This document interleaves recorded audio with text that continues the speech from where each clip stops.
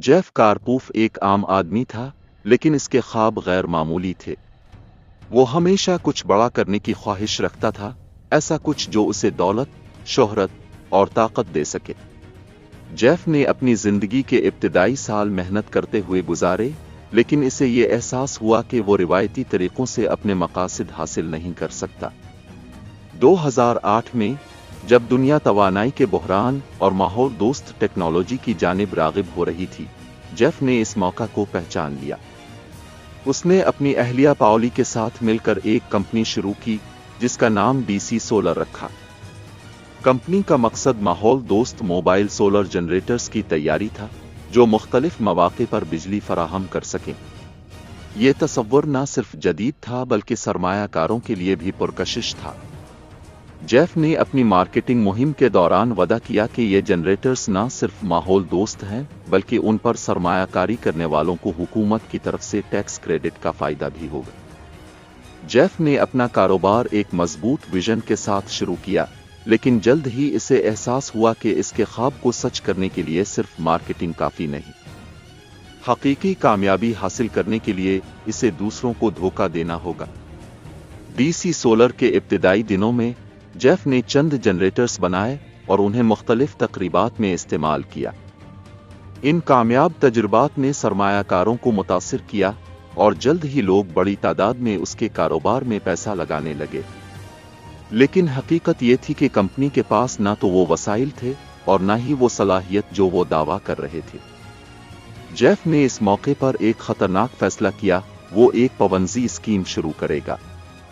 उसने नए सरमायाकारों के पैसों से पुराने सरमायाकारों को मुनाफा दिया और ये सिलसिला चलता रहा। जेफ ने धोखाधड़ी के इस खेल को मजीद बढ़ाया और बड़े सरमायाकारों और कंपनियों को निशाना बनाना शुरू किया। वो इन लोगों को अपनी स्कीम में शामिल करने के लिए बेहतरीन हिकमत अमली इस्तेमाल करता था। जेफ ने दावा किया कि हुकूमत उनकी मसनूआत पर टैक्स क्रेडिट दे रही है जो सरमायाकारों को एक बड़ा माली फायदा फराहम करेगा। वो अपने कारोबार की कामयाबी को बढ़ा चढ़ाकर पेश करता था और मालियाती रिपोर्ट्स में झूठे अदाद व शुमार दिखाता था। जेफ ने अपने कारोबार को इस कदर पेशा वराना अंदाज में पेश किया कि बड़ी कंपनियां जैसे बर्कशायर हैथवे भी इसके झांसे में आ गईं। डीसी सोलर के धोखे का सबसे बड़ा शिकार यही बड़ी कंपनियां थीं जिन्होंने करोड़ों डॉलर की सरमायाकारी की। जेफ और पाओली ने इस धोखाधड़ी से हासिल होने वाले पैसों को अपनी जिंदगी को पुरतायुश बनाने के लिए इस्तेमाल किया। जेफ ने दुनिया की सबसे नायाब गाड़ियां खरीदें जिनमें रोल्स रॉयस, फरारी और लैम्बोर्गिनी शामिल थीं। उन्होंने अमेरिका भर में आलीशान घर खरीदे जिनमें एक महलनुमा रहाइश भी शामिल थी। निजी जेट, तैयारे और महंगे सफर उनकी रोजमर्रा की जिंदगी का हिस्सा बन गए।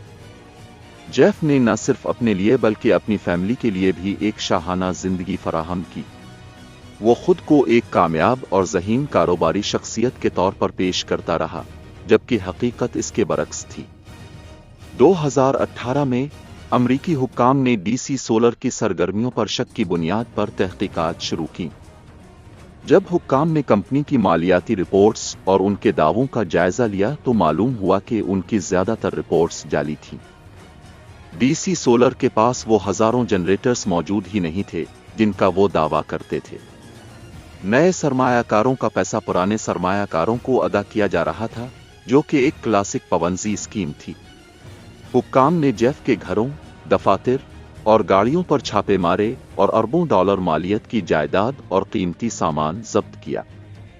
2019 में जेफ कारपूफ और पाओली को गिरफ्तार कर लिया गया।